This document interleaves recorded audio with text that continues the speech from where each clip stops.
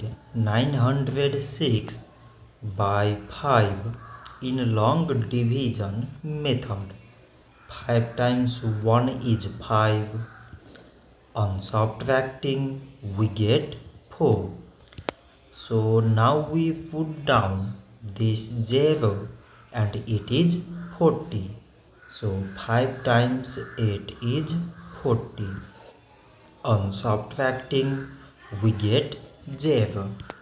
So now we put down this 6 and 5 times 1 is 5.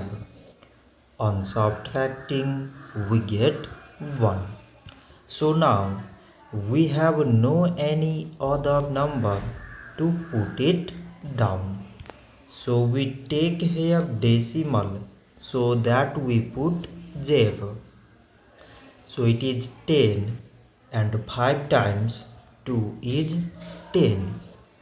On subtracting we get 0.